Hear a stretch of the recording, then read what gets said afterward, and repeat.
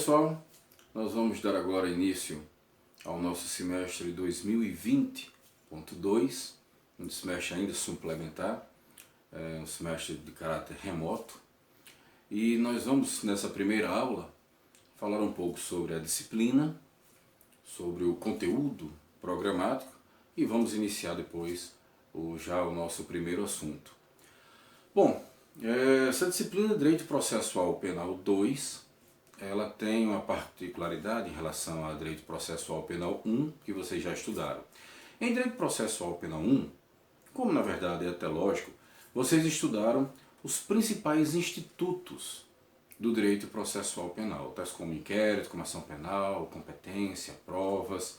Então, os principais institutos do direito processual penal, você os viu em Direito Processual Penal 1. Agora, em Direito Processual Penal 2, você verá a parte mais prática do CPP, do Código de Processo Penal.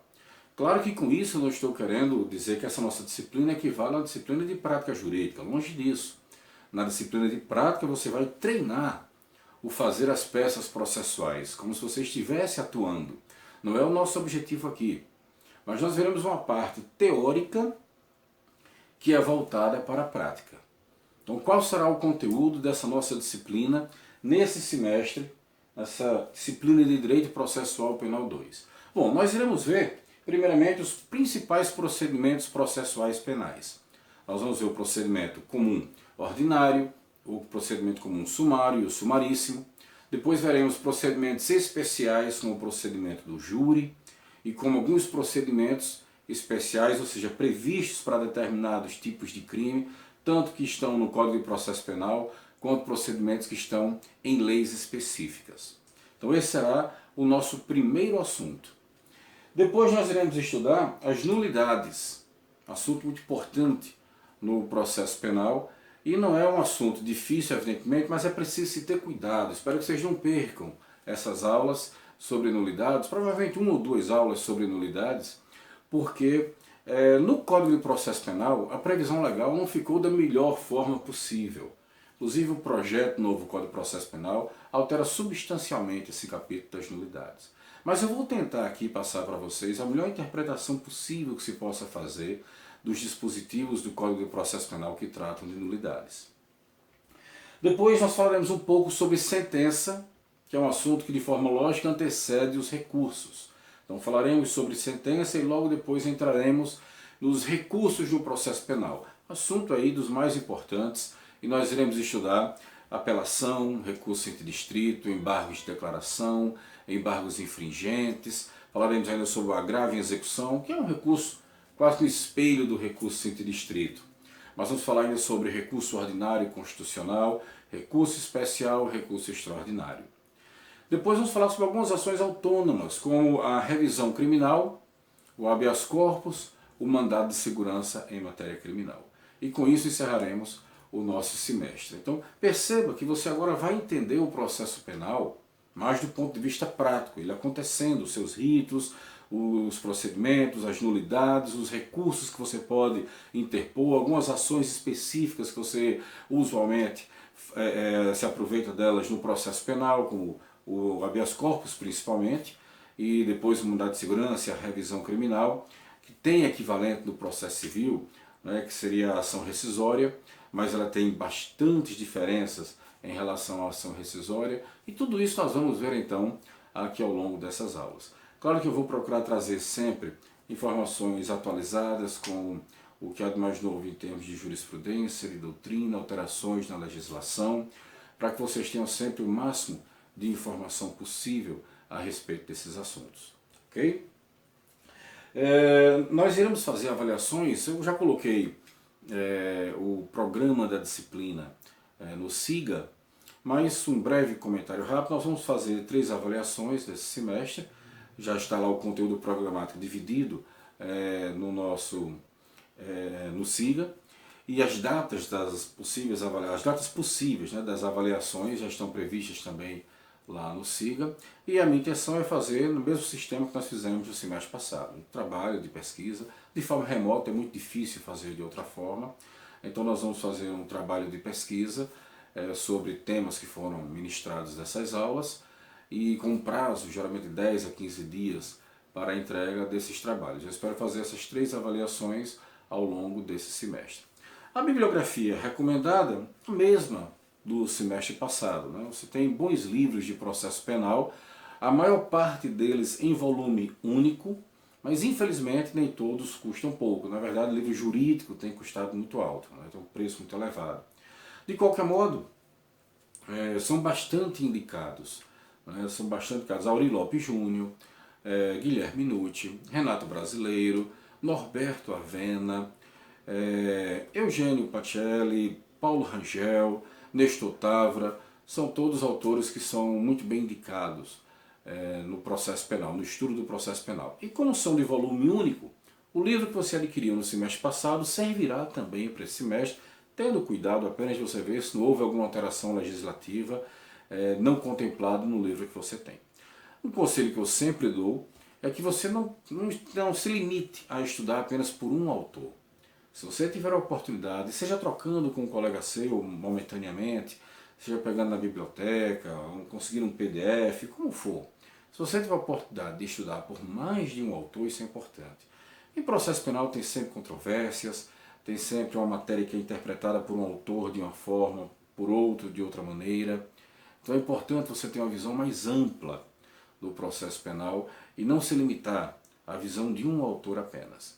Certo? E ter essa visão um pouco mais ampla, inclusive, ajuda melhor você a formar a sua visão.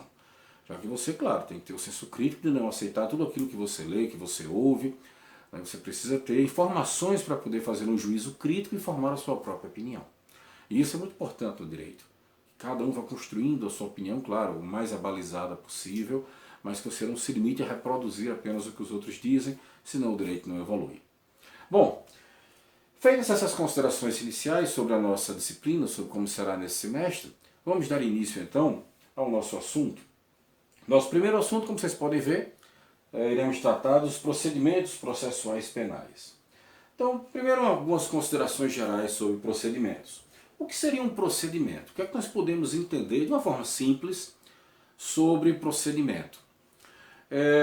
Um conceito talvez bem básico de procedimento, mas que serve para um pontapé inicial para o seu estudo, é você entender procedimento no aspecto objetivo de processo. Há quem conceba processo de forma subjetiva, como a relação jurídica estabelecida entre as partes e o juiz. Há quem conceda o processo, ou você pode usar o termo processo, no sentido mais físico, do caderno processual, quando se trata de autos físicos, ou dos autos eletrônicos. Você usa processo como um meio pelo qual se exerce a jurisdição, se desenvolve uma ação para o exercício da jurisdição. E você pode entender processo no sentido mais objetivo de procedimento. E nesse sentido, que é o que nos interessa, o que é o processo, ou o que é o procedimento?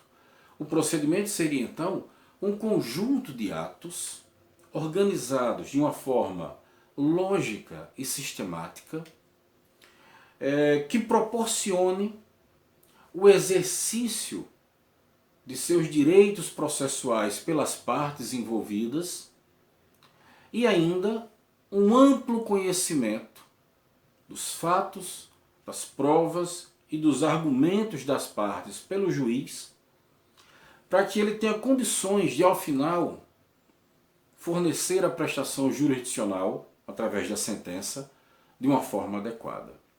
Eu acho interessante pensarmos dessa forma o procedimento, porque você entende que ele é um conjunto de atos que o legislador idealizou de uma maneira lógica, ou seja, há uma lógica no processo em que o primeiro, quem tem que falar é o acusador, porque é ele quem está tomando a iniciativa, é ele quem está acusando. Depois quem tem que se manifestar é a defesa. As partes têm que primeiro apresentar argumentos e depois apresentar as suas provas. Mas a defesa tem a prerrogativa, é uma peculiaridade que nós vamos ver isso mais adiante, de apresentar seus argumentos ao final, porque ela precisa ter conhecimento de tudo o que é produzido contra ela no processo para poder se defender.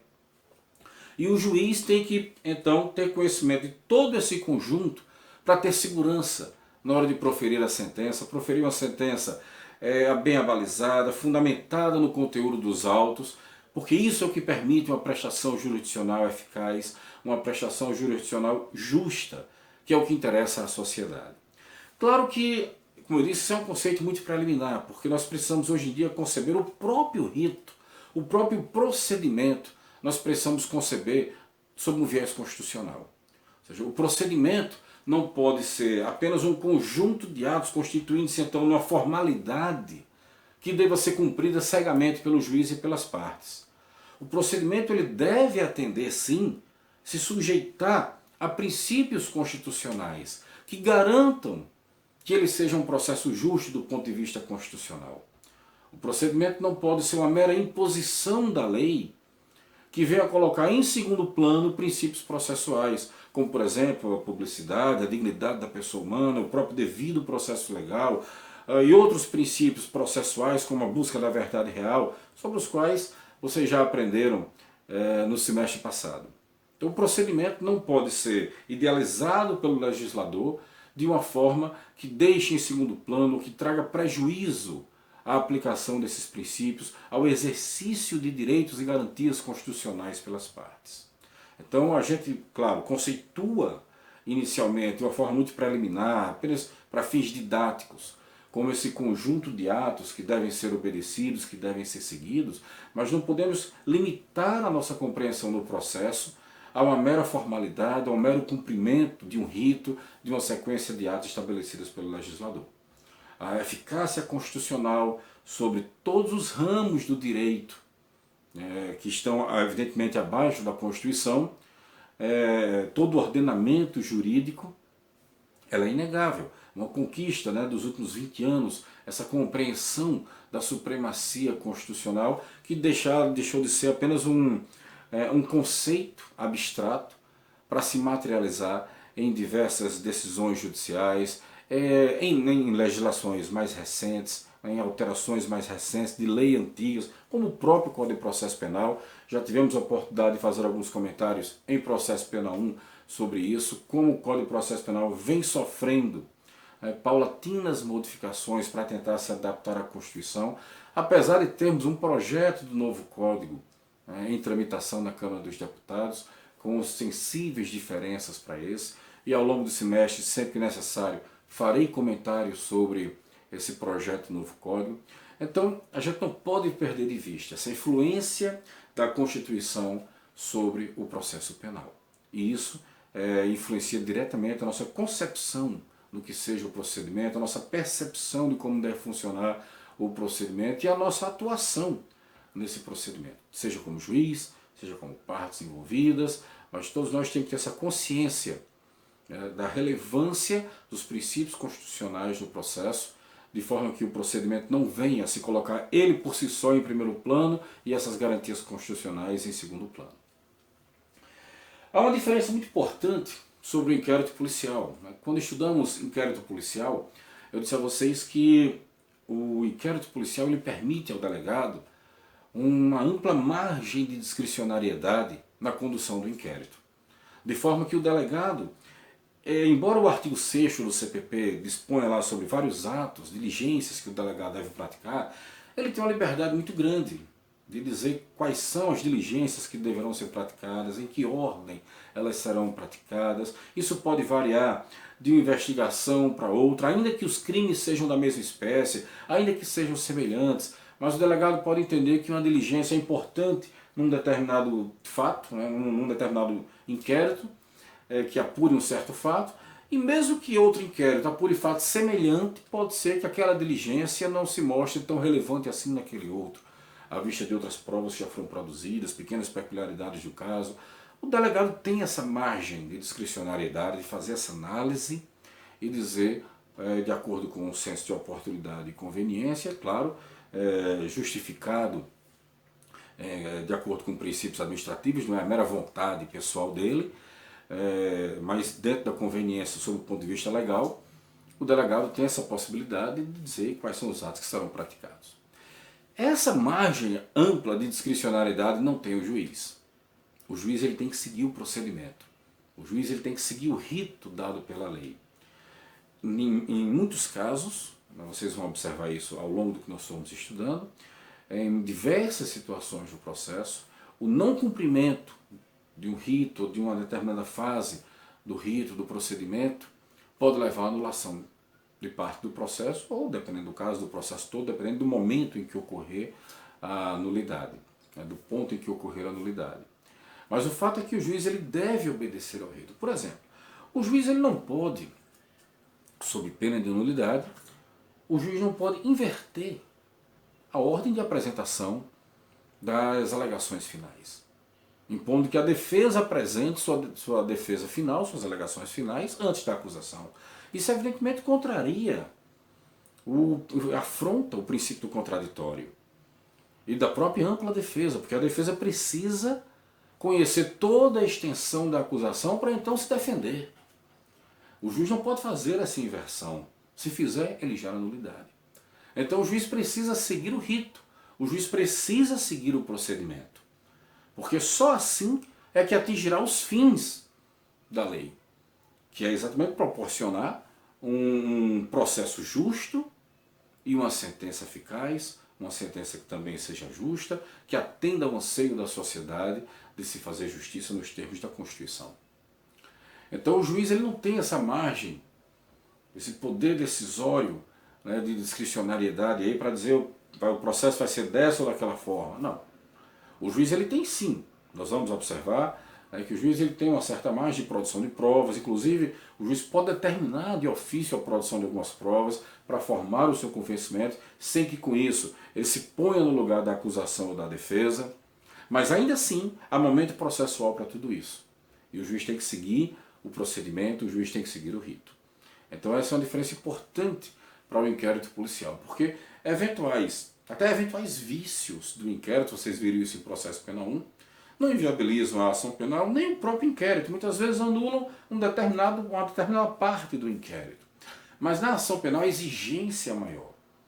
A ação penal, como você tem ali uma lide penal, você tem pessoas envolvidas num litígio penal, em que há a concentração maior de garantias constitucionais, impõe-se também ao juiz o cumprimento maior, com mais rigor, o cumprimento da lei, no que diz respeito à sequência dos atos, ao procedimento, para não atropelar exatamente as garantias constitucionais e direitos processuais das partes, que devem ser sempre assegurados.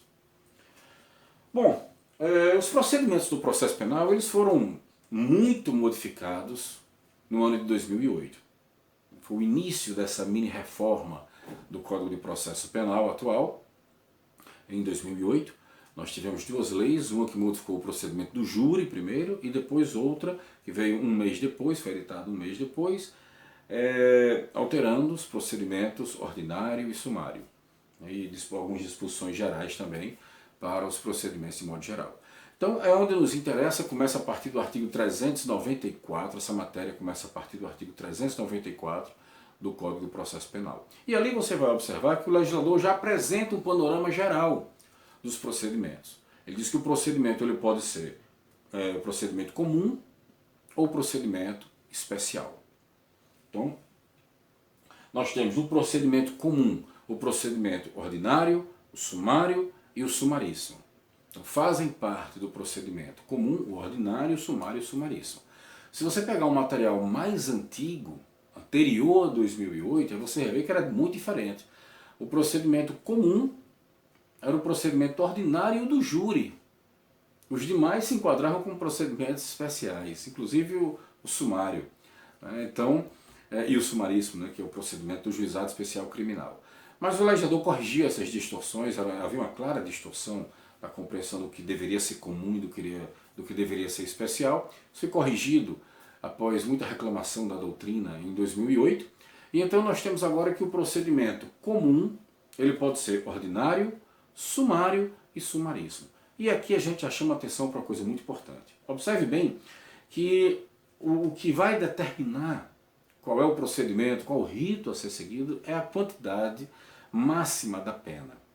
Então, se por acaso está prevista uma pena máxima igual ou superior a 4 anos, o procedimento será o ordinário.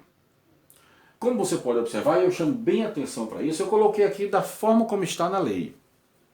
E da forma como está na lei, o ordinário é pena máxima igual ou superior a 4 anos.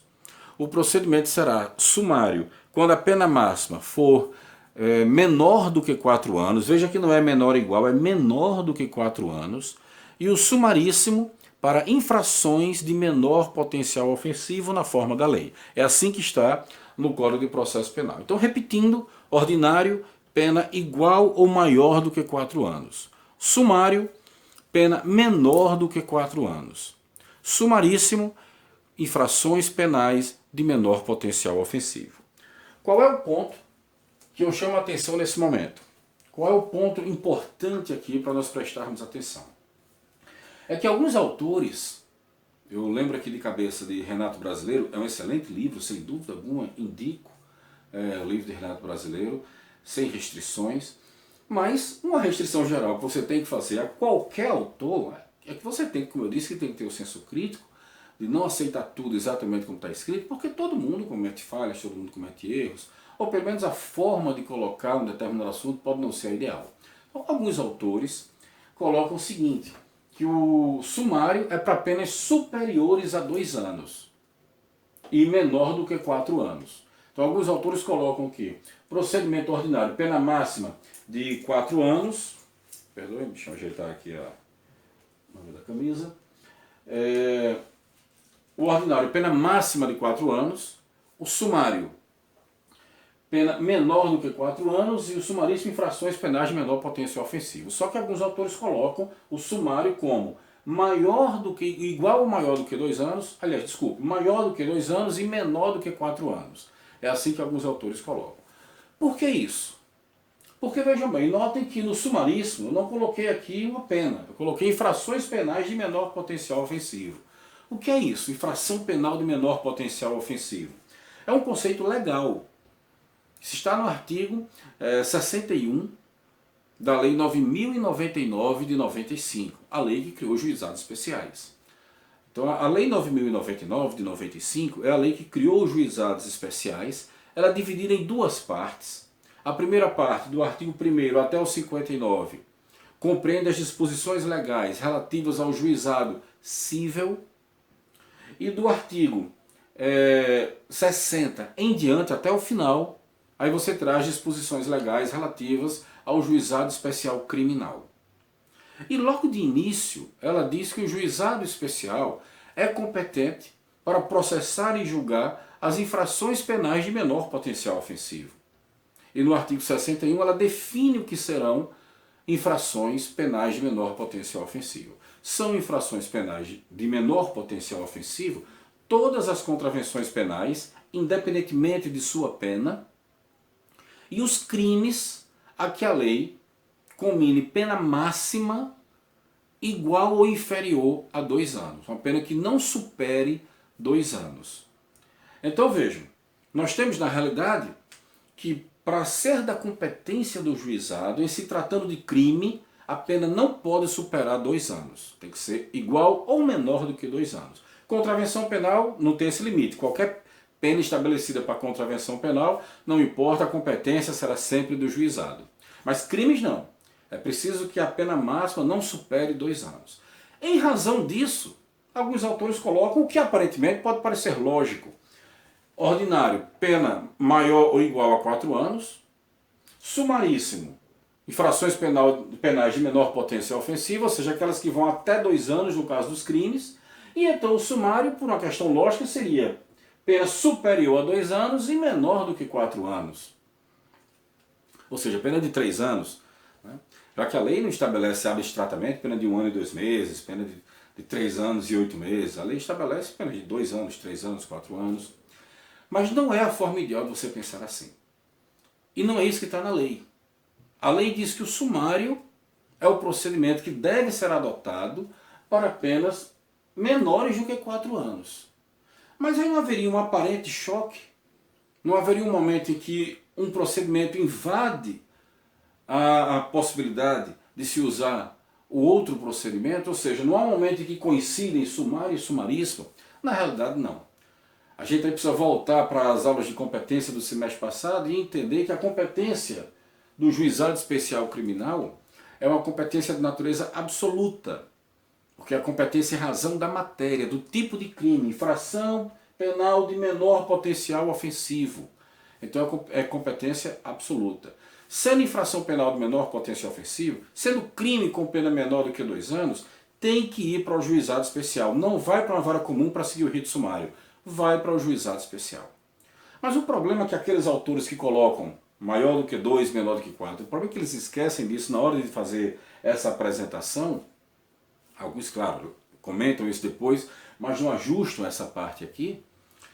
É que o juizado especial dá a possibilidade do processo, apesar de ter se iniciado nele, apesar de ser da competência do juizado, ser deslocado para uma vara criminal comum.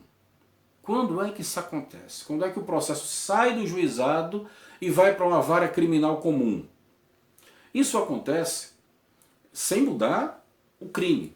Eu não estou falando aqui de desclassificação, que se veja que é um crime de pena mais grave. Não. Considerando o mesmo tipo penal. Mas isso acontece quando o réu não é encontrado, está em local incerto ou não sabido e tem que ser citado por edital.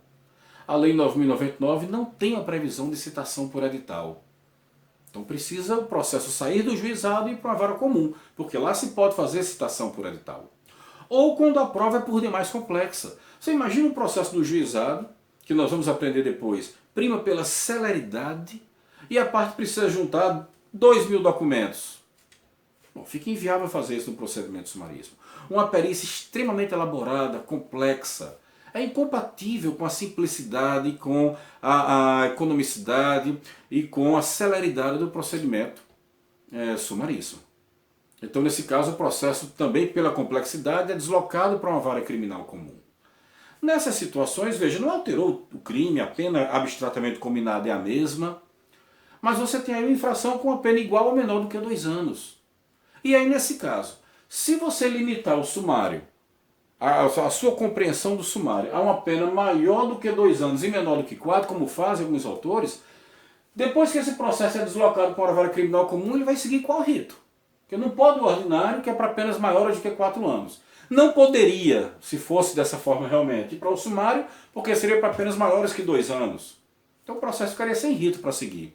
Por isso que o legislador colocou que é para penas menores do que 4 anos. Originalmente, aqueles que têm pena até 2 anos vão para o sumaríssimo. Mas se forem deslocados os processos para uma vara criminal comum, seguirão o rito sumário, porque o rito sumário pode processar sim crimes com penas iguais ou menores que 2 anos. Não originariamente, preste atenção.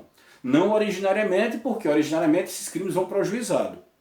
Mas sendo deslocados para uma vara criminal comum, como a abrangência do sumário vai até antes de 4 anos, infrações com pena menor do que 4 anos, pode sim abranger os crimes que venham deslocados do juizado especial, que estavam antes no rito sumaríssimo e agora subiram para uma vara criminal comum, foram deslocados para uma vara criminal comum, na verdade, e então vão seguir o rito sumário, porque ele compreende as infrações penais com pena menor do que 4 anos. Então essa é a melhor maneira de você compreender essa matéria.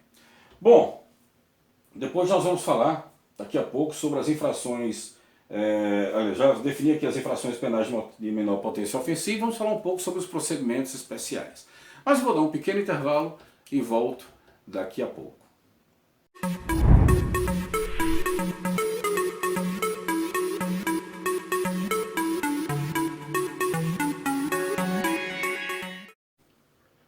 Bem, pessoal, vamos retomar a nossa aula.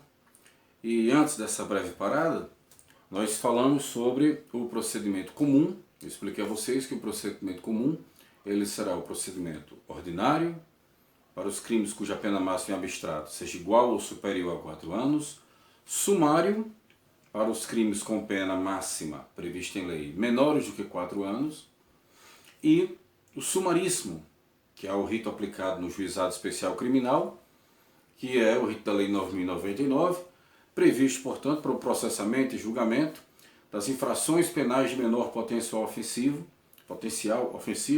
que são as contravenções penais, quaisquer que sejam suas penas, e os crimes com pena máxima não superior a 2 anos. E eu terminei falando aqui que o legislador colocou que, no caso do sumário, é para penas menores de 4 anos, porque o crime, o processo que esteja sendo julgado lá no juizado especial. Se eventualmente acontecer aquelas situações de deslocamento para uma vara comum, seguirá o rito sumário, já que ele abrange aí todas as infrações com penas menores do que 4 anos. Bom, vimos isso, já falamos aí sobre a competência do juizado. Resta agora falar sobre os procedimentos especiais antes de começarmos o estudo do procedimento ordinário, que será o primeiro procedimento que nós iremos estudar.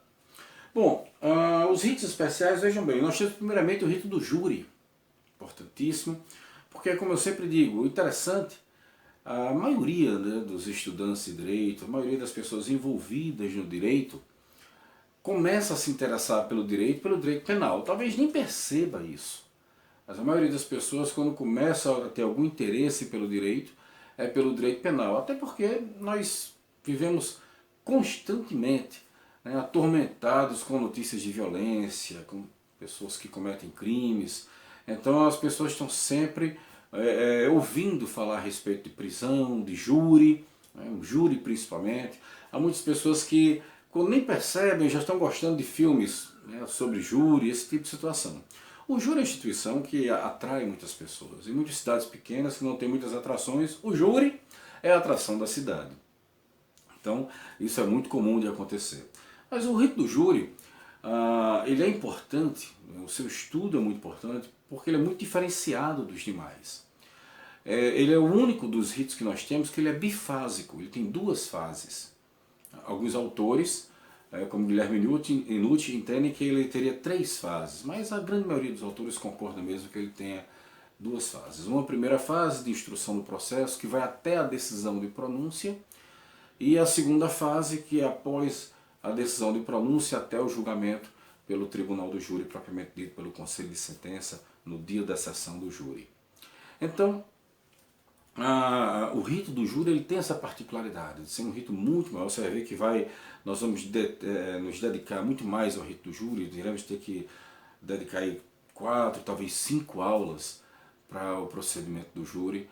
Ele é um procedimento bastante extenso, então vai nos tomar bastante, talvez 5 aulas não, nessas aulas remotas dá pra gente render mais, aí talvez em 2 ou 3 aulas dá pra gente vencer todo o conteúdo do procedimento do júri.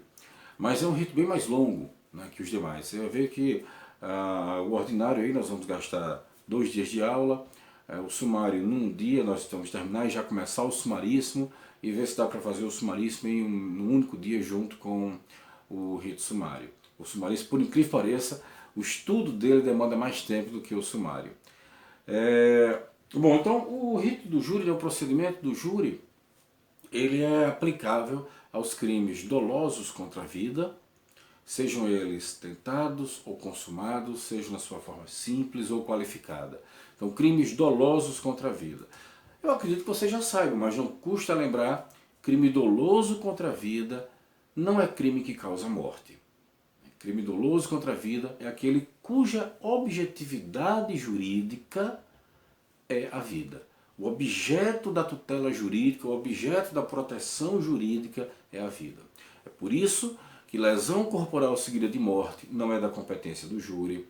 É por isso que estupro com morte não é da competência do júri. Roubo seguido de morte, famoso latrocínio, não é da competência do júri. O genocídio não é da competência do júri, porque não são crimes que têm a vida como objeto da tutela penal. Então, crimes dolosos contra a vida são os crimes da competência do júri, aqueles que têm como objeto de proteção da norma a vida humana. Então, esses seguem o rito especial do júri. Bom, nós aprendemos em competência no semestre passado, né, que no rito do júri é possível você ter outros crimes que não sejam dolosos contra a vida, mas que estejam seguindo o rito do júri, sendo julgados, processados e julgados perante o tribunal do júri por conexão ou continência. Originalmente, da forma como nós temos na legislação hoje, originalmente só vão a júri os crimes dolosos contra a vida.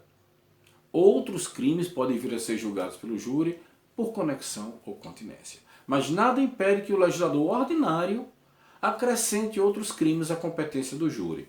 O que não pode é o legislador ordinário retirar da competência do júri os dolosos contra a vida. Aí não, porque isso é uma garantia constitucional. A Constituição não diz que o júri só julgará os dolosos contra a vida.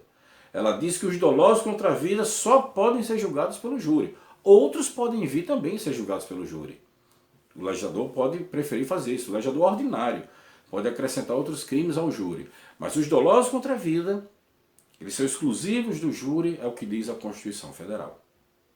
Eles só podem ser julgados pelo tribunal do júri. Né? Não podem ser por alteração da legislação infraconstitucional, eles não podem ser colocados em outro juízo. E na realidade, nem por emenda constitucional, já que se constitui em cláusula pétrea, então somente uma nova Constituição poderia alterar essa competência do júri. Bom, o júri, portanto, é um procedimento especial e nós temos também outros procedimentos específicos. Às vezes são pequenas modificações, como é o caso dos procedimentos contra funcionário público, procedimentos contra os crimes contra a honra, mas nós temos em leis especiais, nós temos também procedimentos específicos, como é o caso da lei de droga, da lei Maria da Penha. Nós temos então alguns ritos específicos, alguns procedimentos específicos, mesmo que se constituam em pequenas alterações, né, do procedimento comum. Nós temos também o procedimento nos tribunais, né, para as ações de competência originária dos tribunais, e sobre tudo isso nós vamos comentar então mais adiante. Portanto, nós vamos agora dar início ao primeiro procedimento que nós vamos estudar, que é o procedimento ordinário. Você vai observar que essa aula eu faço questão de ser uma aula não corrida, de ser uma aula em que a gente vá passando ponto a ponto, muito vagarosamente, porque é fundamental você compreender o procedimento ordinário. E aqui eu quero então ver com vocês cada instituto pormenorizadamente, a gente vê detidamente cada parte do procedimento. Por que isso? Porque quando chegarmos no sumário já não vai haver necessidade de eu fazer de novo isso. O sumário é praticamente uma repetição do ordinário. As diferenças entre o sumário e o ordinário são tão pequenas que você praticamente tem que pegar uma lupa para ver essas diferenças. São mínimas realmente. São muito pequenas e na prática irrelevantes as diferenças entre o sumário e o ordinário. Então nós vamos cuidar de tratar bem do ordinário, porque eu não vou precisar ficar repetindo tudo o que eu disse aqui do ordinário no estudo do sumário. Eu vou tratar das diferenças. Mas aquilo que é igual eu não preciso repetir. A mesma coisa quando chegarmos no júri. A primeira fase do procedimento do júri é quase que uma repetição dos procedimentos ordinário e sumário. De forma que eu não vou precisar repetir detalhadamente, vou falar sobre cada parte, claro, do procedimento, mas sem precisar explicar detalhadamente como eu vou fazer agora no ordinário. Então, a partir de agora no ordinário, nós vamos de uma forma bem detalhada tratar de cada ato do procedimento. Isso vai facilitar a compreensão de vocês quando chegarmos no estudo do procedimento sumário, do procedimento do júri, de alguns procedimentos especiais. Então, a hora da gente caprichar e analisar cada ato detidamente é aqui no procedimento ordinário. Quando chegarmos nos outros procedimentos, você já terá uma visão já bem abalizada do que representa cada ato e a gente só precisa analisar as diferenças em relação ao procedimento ordinário. Então vamos lá. Lembrando que o procedimento comum ordinário é aquele aplicável para as infrações penais cuja pena máxima seja igual ou superior a 4 anos, como nós vimos há pouco. O primeiro ato do procedimento comum ordinário é a propositura da ação. É o oferecimento da ação. E por favor, não confunda isso que eu estou falando agora com aquela discussão sobre o momento em que nasce o processo ou o momento em que se instaura a relação processual. Eu não estou colocando isso. A gente não está discutindo aqui processo e sim procedimento. Para muitos, o processo, do ponto de vista subjetivo, o processo começa com o recebimento da inicial. Para outros, o processo começa quando há a citação válida do réu, ou quando o réu responde à citação. Aí existem essas divergências, existem essas diferenças. Mas não é disso que estamos tratando. Não é do momento em que se fecha a relação jurídico-processual entre juiz, autor e réu. Não é disso que estamos tratando. Estamos falando do rito, da sequência de atos do procedimento. E nessa sequência de atos, o primeiro ato dela é o oferecimento da ação, é a propositura da ação. As ações penais, numa rápida revisão do processo 1, nós aprendemos que as ações penais elas podem ser pública ou privada. Você tem a ação penal pública, ação penal privada. O que diferencia uma de outra é a titularidade do direito de ação. É o titular do direito de ação que vai definir a espécie de ação. Segundo a Constituição, só há dois titulares para a ação penal: o Ministério Público e a vítima, quando a lei assim disser. Como regra geral, o Ministério Público é o titular do direito de ação, porque as ações penais, via de regra, são públicas. Quase todos os crimes são de ação penal pública. Alguns poucos crimes são de ação penal privada, como clara exceção prevista na lei. Quando são de ação privada, o legislador indica expressamente, através daquela fórmula, somente se procede mediante queixa. Geralmente vem num parágrafo único, num parágrafo mais adiante, ou no final do capítulo, ou em disposições gerais de um título, mas vem uma referência dizendo somente se procede mediante queixa. Aí você sabe que é um crime de ação privada. Não havendo essa menção, o crime é de ação pública, o titular do direito de ação é o Ministério Público. Quando é ação privada, o titular será o ofendido ou, nos casos em que é possível, o seu representante legal, se for incapaz ou ofendido, os seus sucessores, se ele já tiver falecido. Em se tratando de pessoa jurídica, aqueles que têm legitimidade para representá-la. Então, o ofendido, ele é a vítima do crime ou as pessoas que a lei permite que representem em juízo. Claro que existe aquela ação penal personalíssima que não admite nem essa representação civil, nem a sucessão. Só a própria pessoa do ofendido que pode propor ação. É aquele caso do artigo 236 do Código Penal. É o único caso de ação privada personalíssima que ainda resta no Código de Processo Penal. Fazendo um breve comentário aqui, uma observação, a ação penal ainda tem um terceiro tipo de ação, que é a ação penal privada subsidiária da pública, que é aquela em que o crime é originalmente de ação pública, mas o Ministério Público não promove a ação no prazo legal, também não pede arquivamento, não pede diligências, se mostra inerte, omisso, e aí a vítima pode constituir um advogado e propor uma ação privada no caso de ação penal pública, num crime de ação penal pública. Bom, isso é muito importante, você lembrar dessas espécies de ação penal pública e de ação privada, e também das suas subespécies. Você lembrar que a ação penal pública ela pode ser incondicionada ou condicionada.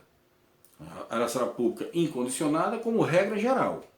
É importante fazer essa observação, porque a pública condicionada também é uma exceção. Embora a ação pública seja a regra, mas a pública condicionada ela é uma exceção. Quando a lei diz somente se procede mediante representação, ou somente se procede mediante representação do ofendido, ou somente se procede mediante requisição do ministro da Justiça, aí você está diante de uma ação pública condicionada, excepcionalmente. Quando a lei nada disser sobre representação ou requisição, e também não falar em queixa, que é o caso da ação privada, a ação será pública incondicionada, é o que acontece na imensa maioria dos casos. Excepcionalmente você terá uma ação pública condicionada, excepcionalmente você terá uma ação privada. Então, a primeira coisa que a gente quer observar é o tipo de ação penal. O tipo de ação penal, a ação pública ou a ação privada. O que é interessante é que você precisa entender, já falamos sobre isso mês passado, mas muito de passagem, que cada tipo de ação penal tem uma espécie própria, ou pelo menos uma nomenclatura própria para a sua petição inicial. A ação penal pública ela é iniciada por denúncia do Ministério Público e a ação penal privada pela queixa do ofendido. Não sei se todos que estão me assistindo foram meus alunos no semestre passado, mas caso alguém não tenha sido, e até para os que foram, mas precisam ouvir isso novamente, eu volto a dizer, não confunda jamais não confunda a denúncia e queixa, que são as petições iniciais da ação penal, com o instrumento que chamamos tecnicamente de notícia-crime e que popularmente nos acostumamos a chamar de denúncia e de queixa. São coisas completamente diferentes. Aquele ato de você ir na delegacia e descrever o fato que aconteceu, para o delegado de polícia e ali se registrar um BO, que a gente diz, vá fazer uma denúncia na delegacia, vá prestar queixa na delegacia, não é o que estamos falando. Estamos falando de petições iniciais, peças técnicas que devem ser feitas por profissionais habilitados no processo. Os representantes do Ministério Público, se tratando de ação pública, eles que fazem a denúncia. O advogado do ofendido é quem faz a queixa. Denúncia e queixa são as petições, primeiro, da ação pública, a denúncia, queixa, a petição inicial da ação privada. Não confunda isso com notícia-crime, que é a comunicação que a vítima faz, ou outras pessoas fazem, da ocorrência de um crime. Geralmente é uma autoridade policial, podendo também ser uma autoridade judiciária, o Ministério Público, mas a mera comunicação de um crime não é a petição inicial. O processo não começa a partir daí, evidentemente. Essa notícia-crime é importante para iniciar o inquérito policial. E o inquérito policial, como nós vimos, não é o processo penal. É um procedimento administrativo, que poderá ser utilizado, e geralmente é, mas não é obrigatório, poderá ser utilizado como prova da petição inicial no processo penal. Agora, o processo penal, ele começa, a partir do seu procedimento, o seu rito, ele se inicia a partir do oferecimento da ação. E então o oferecimento da ação, da petição inicial, da denúncia ou da queixa, é que é o pontapé inicial do processo penal, da ação penal. A ação penal começa com o seu pedido inicial, com a sua petição inicial, que no processo penal ganham nomes. Denúncia, quando a petição inicial é assinada pelo representante do Ministério Público, queixa, quando ela é assinada pelo advogado da vítima, ainda munido de procuração específica, de procuração com poderes especiais. Bom, algumas considerações básicas sobre petição inicial. Lembrando que vocês vão ter, inclusive, no próximo semestre, vocês vão ter as aulas de prática jurídica, em que o professor vai ensinar a vocês sobre como fazer as petições iniciais. Então vocês vão treinar isso, né? Inclusive serem avaliados nisso, provavelmente. Vocês serão avaliados no fazer as petições do processo, as peças processuais e certamente uma petição inicial. Então, não é o meu objetivo aqui treinar isso com vocês. Não é o objetivo fazer vocês aprenderem como deve ser feita uma petição inicial. Aqui a gente vai comentar de forma muito sucinta sobre as petições iniciais, deixando isso para o professor de prática explicar a vocês pormenorizadamente e treinar isso com vocês. Mas eu quero só fazer algumas considerações que eu acho importantes sobre petição inicial. Primeiro, a denúncia e a queixa, elas são praticamente iguais. São mínimas as diferenças entre uma denúncia e a queixa. São petições iniciais penais e, portanto, elas têm a mesma estrutura. O detalhe que vai mudar entre um e outro é porque, na parte da qualificação das partes, a denúncia vai começar pelo representante do Ministério Público. O representante do Ministério Público, no uso de suas atribuições legais e constitucionais, vem oferecer denúncia contra fulano de tal. Já a queixa vai começar com o nome do ofendido, não é do advogado, o advogado assina ao final, ela vai começar com o nome do ofendido, José Maria da Silva, brasileiro, casado, comerciante, residente na rua tal, filho de fulano de tal, de cicrano. Alguns gostam de botar esses dados completos, né? É importante às vezes para diferenciar uma pessoa eventualmente de um homônimo. Documentos de identificação. E aí, por ser o advogado, o afidal assinado, constituído nos termos da procuração anexa, vem oferecer queixa contra fulano de tal. Essa é uma diferença básica, claro, entre a denúncia e a queixa, é exatamente a titularidade, né, do direito de ação. Quem está propondo a ação? Então, uma petição inicial, ela vai começar. A primeira frase que você coloca numa petição inicial é o endereçamento ao juízo competente. A petição inicial ela deve ser endereçada ao juízo competente, e daí vem a importância, como eu falei no semestre passado, de você conhecer bem as regras de competência, porque senão você já vai errar a sua petição e o processo desde a primeira frase. Então a petição inicial, você deve saber definir o juízo competente e endereçá-lo ao juízo competente. Claro que geralmente quando você propõe a inicial é porque já há um inquérito distribuído para aquele juiz, o que já facilita muito, mas pode não ser o caso e você precisa então ter cuidado na hora de fazer o endereçamento ao juízo competente. Bom, depois vem a qualificação das partes, Como eu disse aqui, começa pelo titular do direito de ação, depois a parte contrária, aquele que é o demandado, aquele que é o réu, que você está apontando ali como réu no processo. Depois vem a exposição dos fatos. Geralmente se divide assim a petição inicial, né? Fato, direito e pedido.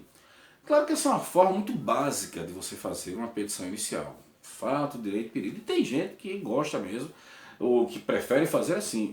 Dos fatos, dois do pedido, do direito e três do pedido. Não, está errado.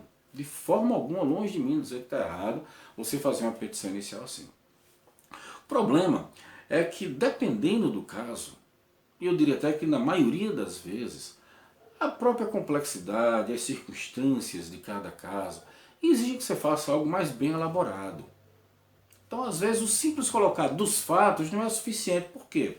Porque há processos, há situações em que você vai ter que contar detalhadamente os fatos.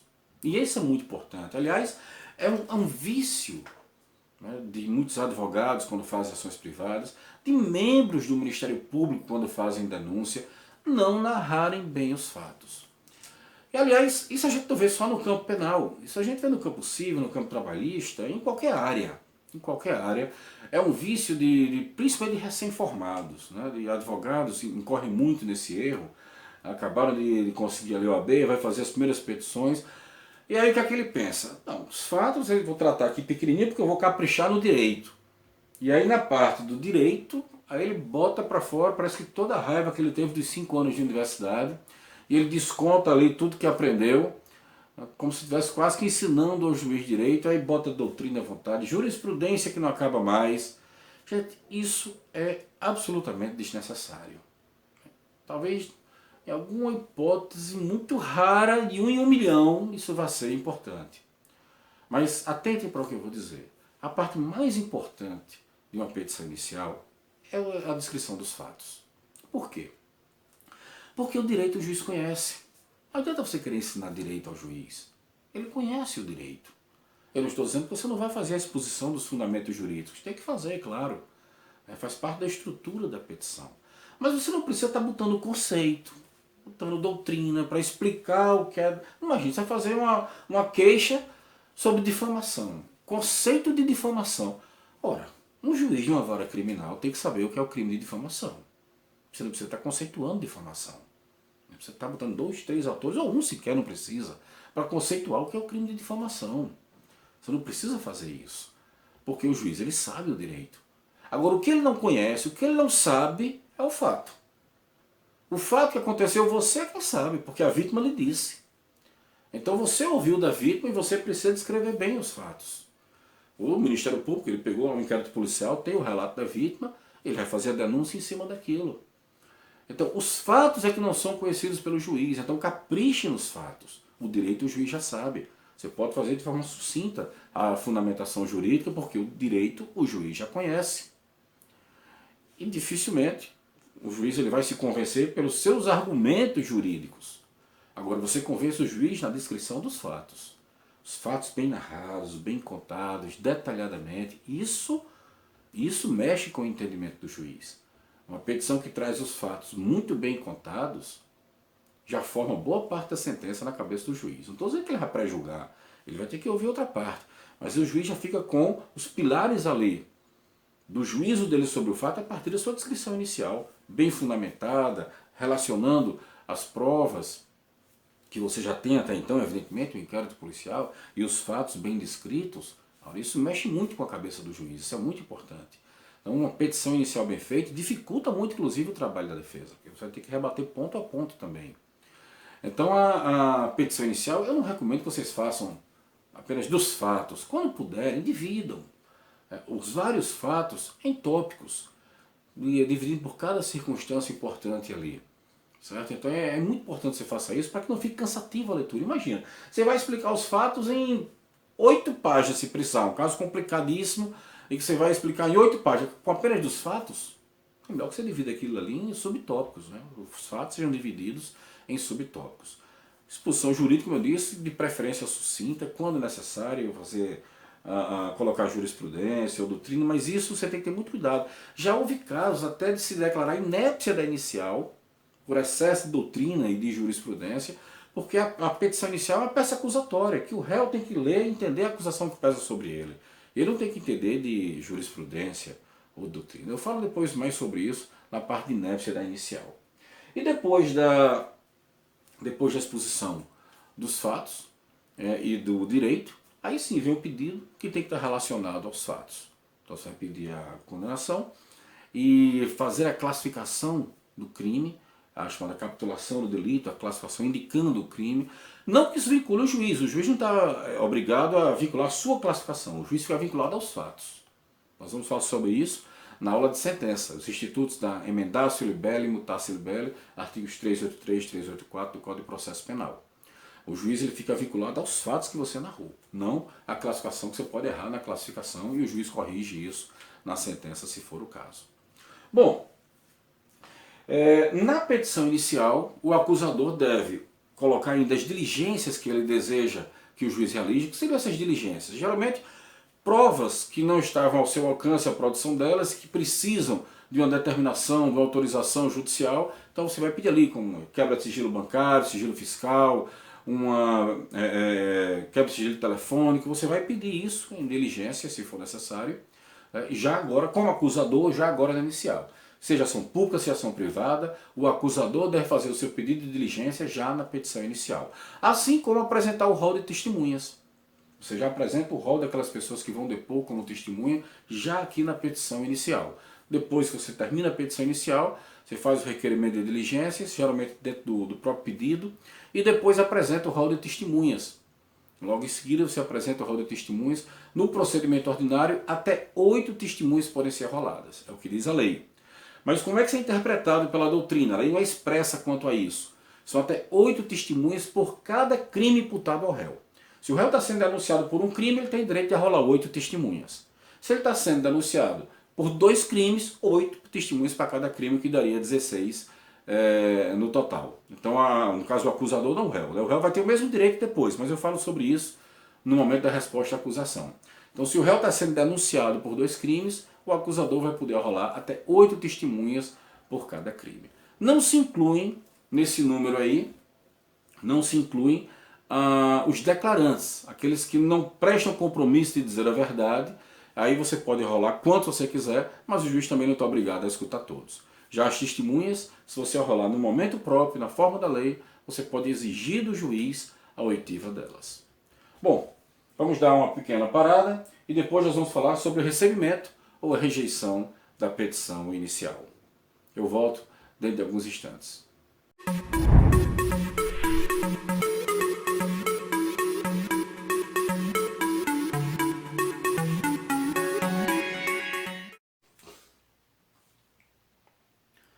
Bem, pessoal, vamos retomar então a nossa aula.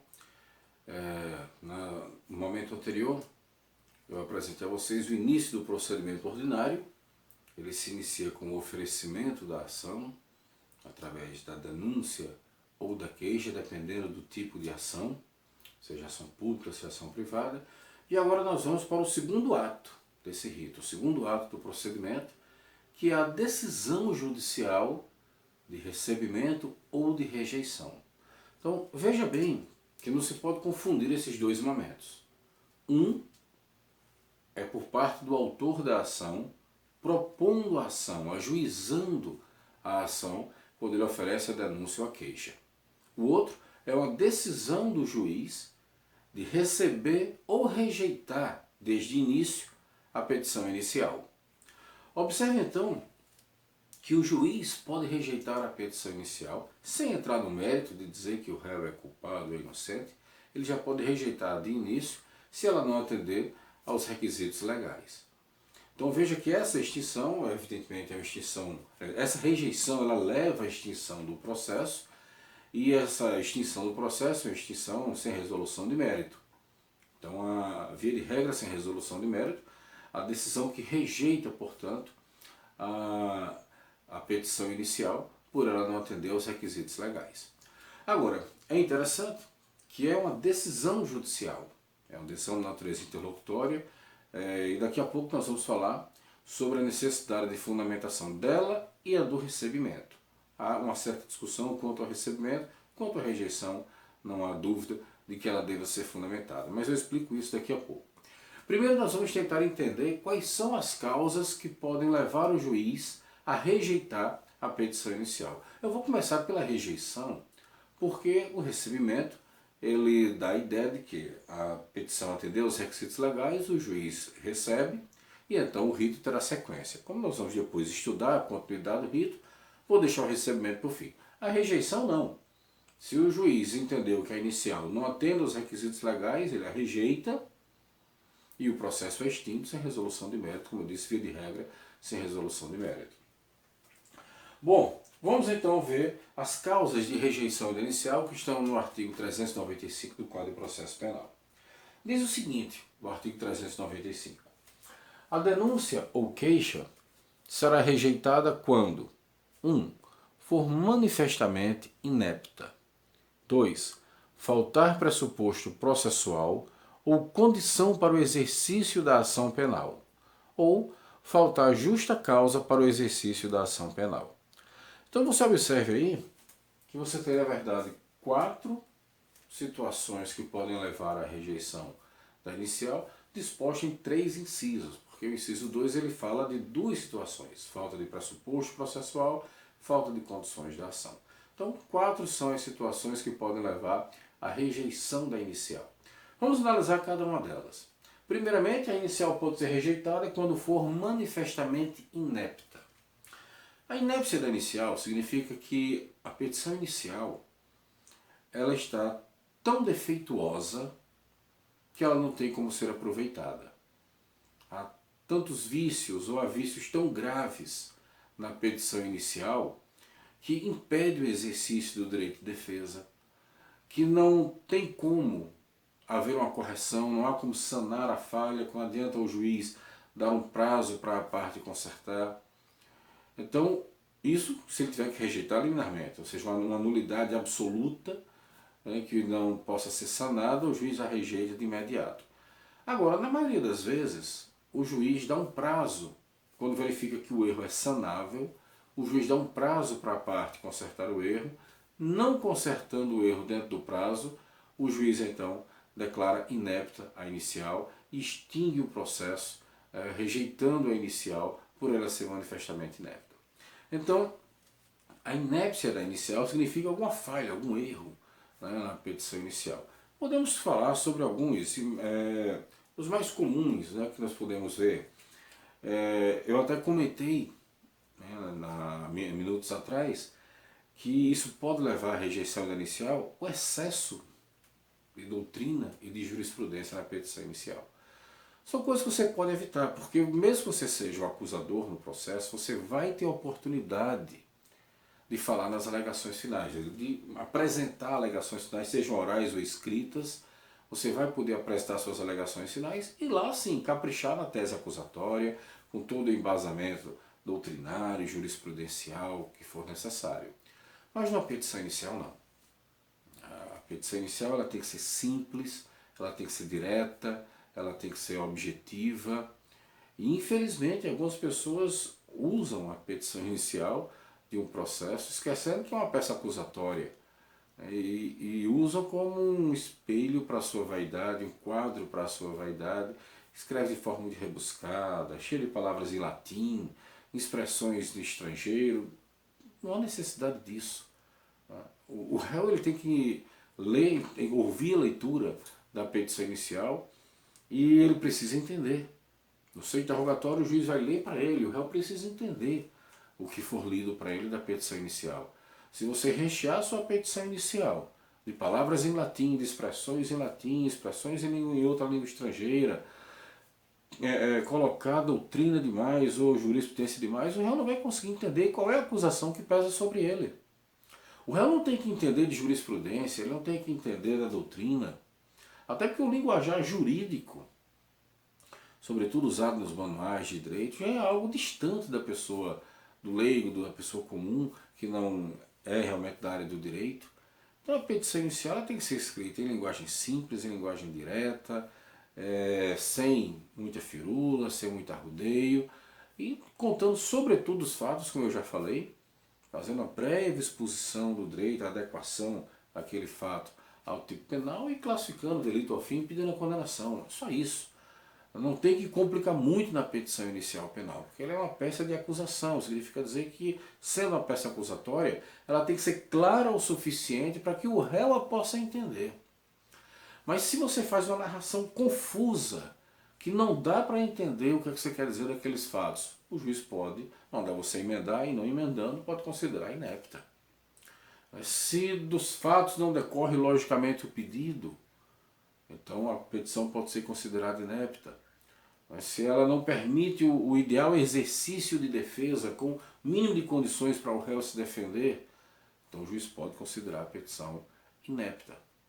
É preciso ter cuidado ao fazer uma petição inicial penal, porque também ela não precisa ser longa demais, a menos que o caso seja muito complicado. Você costuma ver denúncias muito longas nessas grandes operações que normalmente o GAECO faz, e aí você vai ter petições de 50, 80, 100, 150 folhas, às vezes mais, dependendo do tamanho da operação, da quantidade de réus envolvidos, da quantidade de crimes praticados. Tudo isso vai, evidentemente, causar uma grande variação no tamanho das denúncias que você pode encontrar.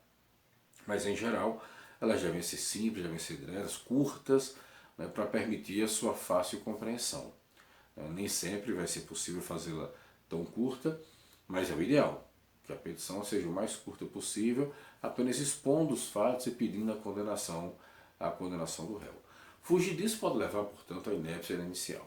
Há situações curiosas, né, no mundo forense. Eu lembro de ter lido sobre um embargo de declaração. Nós vamos falar sobre isso nesse semestre ainda. Os embargos declaratórios são um recurso muito simples, em que você está num processo, vem uma decisão judicial que lhe foi de alguma forma desfavorável, e você não compreende a decisão ou parte dela, então você pede o esclarecimento daquela decisão para daí poder exercer o seu direito de recurso que você realmente quer exercer contra aquela decisão. Mas você precisa antes dos embargos declaratórios para esclarecer a decisão. Então são recursos muito simples. Normalmente você faz embargo de declaração em 2 folhas, no máximo 3. Até porque o juiz não gosta muito de que você vai estar mostrando ali os erros da decisão, dizendo que ele foi obscuro, contraditório, ambíguo, omisso. Não adianta você exagerar muito nisso. Então seja simples, aponte a omissão, a obscuridade, a contradição, a ambiguidade de forma muito direta e peça o esclarecimento. Faz-se isso geralmente em 1, 2, 3 folhas. Mas eu li, em um determinado periódico jurídico, que o sujeito fez uns embargos declaratórios em 750 folhas. Isso mesmo. Um embargo de declaração em 750 folhas. E o juiz, diante de um absurdo desse, né, de uma aberração como essa, o juiz mandou que ele reduzisse o prazo, deu 10 dias para o advogado reduzir para 5 folhas, sob pena de não receber o recurso, porque era um absurdo. Então tem gente que se esquece realmente da necessidade de você ser objetivo. Outra coisa é que a gente escreve, às vezes, de forma muito rebuscada. Né? Advogados e pessoas do mundo jurídico em geral têm essa mania, esse cacoete feio, digamos assim, de achar que falar bem ou escrever bem é escrever de forma rebuscada. Então tem gente que vai fazer uma petição, abre um dicionário, depois um dicionário jurídico, um dicionário de latim, de português arcaico e por aí vai, para poder montar uma petição, né, com um palavreado rebuscado que passa aquela impressão de cultura e inteligência e que no fundo, na verdade, você às vezes não consegue dizer nada ou entender nada do que a pessoa diz. E isso não é a melhor forma de se comunicar. A comunicação ela tem que ser de forma clara, direta, para que todos entendam. O professor Júlio Aurélio, né, desembargador e professor, eu lembro que ele dizia quando me ensinou que é fácil falar difícil e difícil falar fácil. E é uma grande verdade. Então o ideal é que você escreva sempre de uma forma clara, sempre de forma simples, né, para que todas as pessoas entendam. Sobretudo peças de um processo penal, que são peças de um processo que é público, por natureza público, e que sobre ele há um interesse público muito grande. Então, se você for acusador, seja membro do Ministério Público, seja advogado, escreva a sua acusação de uma forma direta, de uma forma simples. Mesmo que o juiz não venha considerar inepta, mas é importante que você faça isso com a consciência do papel de uma petição inicial no processo, como peça acusatória, que será de conhecimento do réu, que precisa se defender, precisa compreender a acusação que recai sobre ele para exercer o seu direito constitucional de defesa. É essa consciência que todos nós precisamos ter. Bom, depois nós temos a falta de pressuposto processual e a falta de condição da ação. São os dois outros requisitos para rejeição que nós temos agora no inciso 2 do artigo 395. Olha só, por falta de pressuposto processual, é quase impossível você encontrar uma decisão de rejeição da inicial por falta de pressuposto de validade do processo. Na realidade, a doutrina diverge um pouco sobre quais seriam esses pressupostos. A maioria concorda que seria a existência, né, da jurisdição, um juiz, né, legalmente investido de jurisdição, um juiz com competência para aquele tipo de matéria, as partes do processo. Ora, é improvável que você vá ter um processo, né, que seja conduzido por alguém que não foi investido de jurisdição. Muito difícil isso acontecer. As questões de competência se resolvem por incidentes próprios, através das exceções de incompetência, e se for de natureza absoluta, que você pode arguir a qualquer tempo também.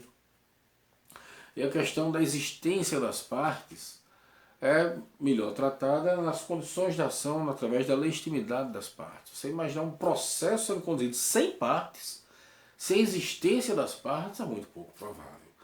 Então a falta de um pressuposto de validade do processo é motivo para rejeição inicial, mas são situações tão absurdas que na prática você não verá nenhuma rejeição da inicial por falta de pressuposto de validade. Agora, quanto às condições da ação, não. As condições da ação já são situações bem mais comuns, né, que é possível encontrar decisões de rejeição inicial por falta de condições da ação. Assim, uma polêmica, eu vou falar sobre isso depois, sobre quais seriam as condições da ação. Existe uma corrente amplamente majoritária, tradicionalíssima no processo penal, que traz essa classificação das condições da ação. Mas há autores mais recentes, aí eu destaco aqui Aury Lopes, eu trago a posição dele mais adiante, que diverge disso. Sobretudo aqueles autores que entendem que você não pode querer harmonizar o processo penal com o processo civil. Em outras palavras, não há como você querer, como alguns tentam, impor uma teoria geral de processo que envolva processo civil, que envolva processo penal. Você pode observar, se vocês se lembrarem de sua cadeira de TGP, né, Teoria Geral do Processo, era todo o processo civil. Você não estuda em TGP praticamente nada, né, relacionado ao processo penal. O TGP é, na verdade, um preparo para o processo civil. Eu penso que, de fato, tais autores que fazem esse tipo de crítica, eles têm razão.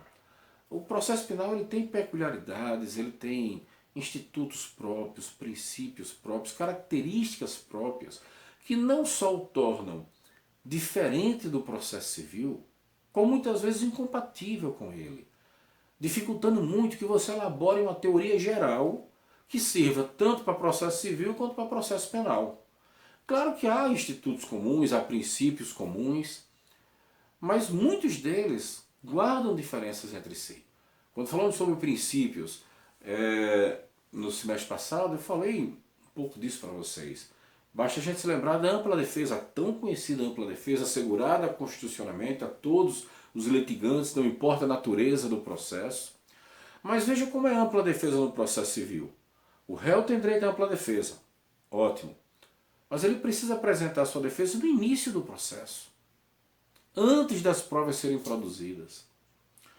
E nas suas razões finais, né, geralmente ele não vai poder acrescentar mais argumentos, salvo aquilo que decorrer da instrução, diferentemente do processo penal, em que o réu só se defende propriamente dito ao final, depois de conhecer toda a extensão de prova e argumentação contra ele, aí é que ele apresenta suas alegações finais, exercendo ali o seu pleno direito de defesa, o seu mais amplo direito de defesa. Então veja que a legítima defesa, vejam que a ampla defesa, ela é muito mais ampla no processo penal do que no processo civil. Você coloca algumas limitações no processo civil que são incompatíveis com o processo penal. Então, de fato, é difícil você querer dar essa harmonia entre processo penal e processo civil. Mas a maioria dos autores, tenta fazer essa aproximação. E uma dessas aproximações são as condições da ação. Então, claro, resguardando, né, na interpretação de cada condição dessa, as diferenças para o processo penal. Mas quais são as condições da ação que normalmente a doutrina aponta como condições da ação também no processo penal? A possibilidade jurídica do pedido, o interesse de agir e a legitimidade das partes. Vou repetir. Possibilidade jurídica do pedido, interesse de agir e legitimidade das partes. Vamos pensar um pouco sobre cada uma delas. Primeiro, a possibilidade jurídica do pedido. Tradicionalmente, a doutrina processual penal diz que a possibilidade jurídica do pedido como condição da ação está ligada à tipicidade. Você só pode pedir a condenação do réu por um fato típico. Se você pedir a condenação do réu por um fato atípico, falta condição da ação porque esse pedido não é juridicamente possível. Ninguém pode ser condenado, em homenagem ao princípio da legalidade, ninguém pode ser condenado por um fato que não está tipificado na lei como crime. O princípio da legalidade diz claramente que não há crime sem lei que o defina, nem pena sem prévia combinação legal. É o enunciado legal do princípio da legalidade. De forma que, se você pede a condenação de alguém por um fato que não está tipificado como crime, esse pedido é juridicamente impossível. Um exemplo clássico é o pedir a condenação penal por um dano culposo. O dano culposo é um ilícito, mas um ilícito civil. O ilícito penal é o dano doloso. O dano causado de forma culposa é apenas um ilícito civil, não é um ilícito penal, não encontra adequação típica essa conduta em nenhum, não encontra adequação em nenhum tipo penal. De forma que o pedido é juridicamente impossível. Bom, a possibilidade jurídica do pedido, então, a primeira condição da ação. A segunda condição, o interesse de agir. Normalmente a doutrina divide o interesse em interesse em necessidade, interesse em utilidade e interesse em adequação. Dificilmente você vai encontrar uma petição inicial penal rejeitada por falta de interesse, manifesta essa falta de interesse na falta do interesse em necessidade. Isso porque o processo penal é sempre necessário para que alguém seja condenado. Se alguém praticou algum crime, cometeu um crime, correu na prática de um crime, tem que haver um processo para que essa pessoa receba a condenação, receba a pena. Não há como aquela pessoa receber a devida condenação pelo mal que ele causou sem o devido processo legal penal. Claro, nós vivemos uma época, né, de institutos despenalizadores, de tentativas de minimizar a utilização do processo penal. Mas são exceções. Além do que, não custa lembrar, situações como transação penal, acordo de não persecução penal, situações como essas não se comparam à condenação. O fato de você aceitar uma pena antecipada não equipara isso à condenação, porque não surtem essas decisões os efeitos secundários de uma condenação. Há apenas a imposição de uma pena, mas os efeitos secundários de uma condenação não acompanham as decisões de transação penal, de acordo de não persecução penal, suspensão constitucional de processo. Então são exceções. A regra é que alguém, para ser julgado e condenado, tem que ter evidentemente um processo. Então a ação penal será sempre necessária quando ocorrer a prática de um crime. Daí porque dificilmente você verá o juiz rejeitando a ação por falta de necessidade, do interesse e necessidade. O interesse e adequação aí já é um pouco mais comum. Talvez não em ações penais condenatórias. Porque, por exemplo, a escolha do rito não pertence à parte que está interpondo. O juiz é quem já vai dar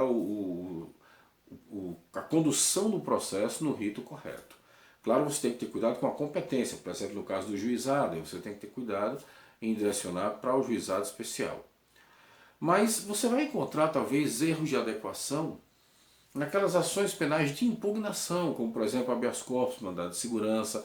Aí já é bem mais comum, porque tem gente que confunde as situações e entra com um habeas corpus quando cabível seria um mandado de segurança, ou mandado de segurança quando cabível seria um habeas corpus, ou um habeas corpus quando seria possível uma revisão criminal. Então são situações assim que mostram que você não escolheu a via adequada. Você escolheu o meio equivocado. O meio não é o mais adequado, não é o correto. E aí pode sim o juiz rejeitar a petição inicial por você não ter escolhido o meio adequado e, portanto, falta aí o interesse e adequação, que é uma das condições da ação.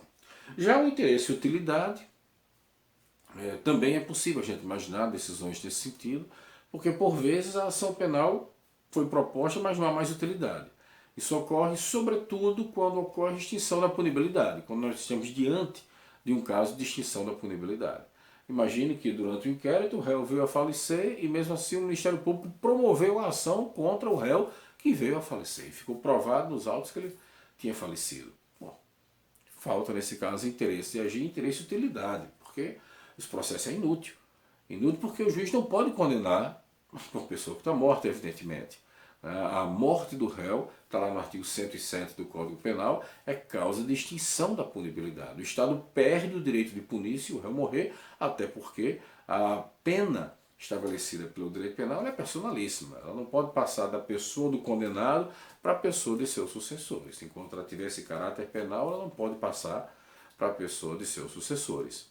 Então, é possível que, não se prestando mais ao fim a que se destina a ação penal, sobretudo em razão da extinção da punibilidade, você tem os casos de decadência, de prescrição, né? Então, situações como essa fazem com que o processo se torne inútil. E por falta de interesse e utilidade, então, o juiz declare, rejeite a inicial, entendendo que não estão completas as condições da ação. Então, já vimos a possibilidade jurídica, vimos o interesse de agir e, por fim, a legitimidade das partes. Bom, a legitimidade das partes já é um estudo que já vai nos tomar um pouco mais de tempo. Eu vou fazer então um breve intervalo agora e ao voltarmos, aí nós vamos tratar da legitimidade. No caso, só adiantando, nós vamos tratar da legitimidade ativa. Isso porque a legitimidade passiva ela é mais estudada no campo da análise de mérito na sentença, ou seja, da autoria ou não do fato. Se o réu deveria estar ali ou não, isso vai corresponder a uma análise mais de mérito, se confunde um tanto com o mérito. Então, quando nós falamos de legitimidade de parte como condição da ação, estamos tratando sobretudo da legitimidade ativa. Vamos dar uma pequena pausa agora e, ao retornarmos dessa pausa, trataremos então da legitimidade ativa como condição da ação.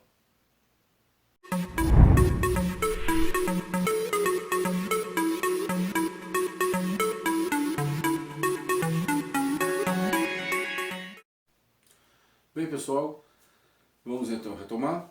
Nós paramos tratando das condições da ação, já vimos a possibilidade jurídica do pedido, nós vimos o interesse de agir e agora vamos comentar sobre a legitimidade da parte. Eu já adiantei que vamos tratar da legitimidade ativa, porque a legitimidade passiva é geralmente analisada pelo juiz quando na sentença ele vai discorrer sobre a autoria do crime.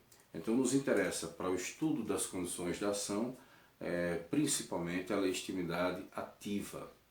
A legitimidade ativa ela pode ser de duas formas. A legitimidade ativa para a causa e a legitimidade ativa para o processo.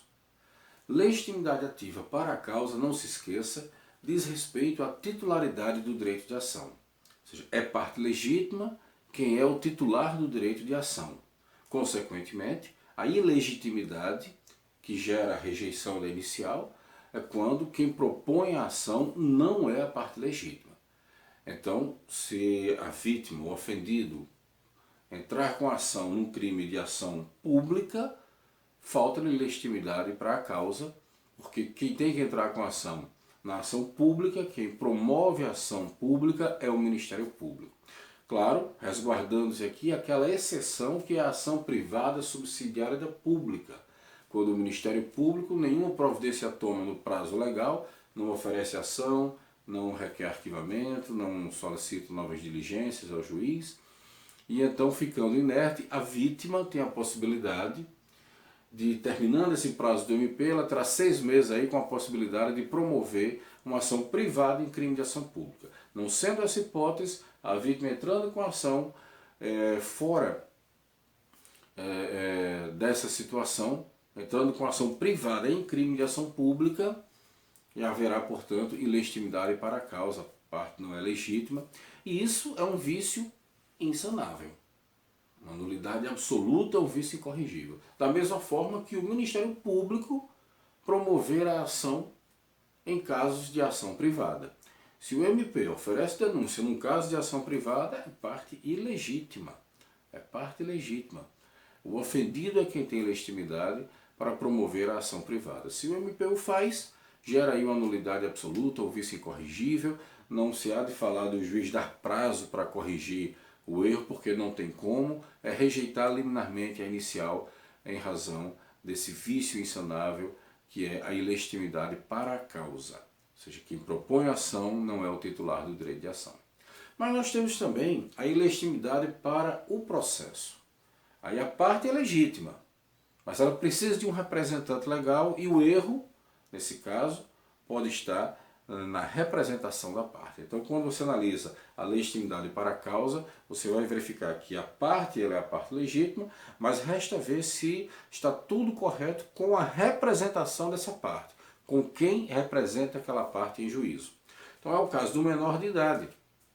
Ele pode sim ser vítima de um crime, de ação privada, e promover uma ação penal privada contra alguém. Só que por ser de menor idade, não tendo capacidade civil, a procuração tem que ser assinada e ele tem que ser representado em juízo por quem? Por quem a lei civil define como seu representante legal. Se outra pessoa aparece, há um vício nessa representação, uma ilegitimidade, não no que diz respeito à titularidade, que o titular está correto, mas é o representante da vítima menor de idade que está errado. A pessoa que se apresentou como representante não é o devido representante nos termos da lei civil. E, portanto, o juiz dá um prazo, nesse caso, para se corrigir o erro. A ilegitimidade para o processo gera nulidade relativa, um vício corrigível. O juiz dá um prazo para que apareça o representante legal do menor, correto? E em aparecendo, está sanada a irregularidade. Agora, não aparecendo, o juiz rejeita a petição inicial por ilegitimidade da parte, manifesta na ilegitimidade para o processo. A mesma coisa se liga da representação da pessoa jurídica, normalmente dos seus atos constitutivos, do seu estatuto, do seu contrato social, a definição de quem deve ser o representante daquela pessoa jurídica em juízo. Se outra pessoa aparece sem estar munido de qualquer instrumento que lhe dê essa capacidade, então há um vício na representação. O juiz dá prazo para corrigir, não se corrigindo, rejeita essa inicial por ilegitimidade passiva, ilegitimidade ativa para o processo. Cabe mencionar também a ação privada. A procuração na ação privada, ela tem que ser uma procuração específica. Preste bem atenção nisso. Não serve para a ação privada a procuração geral.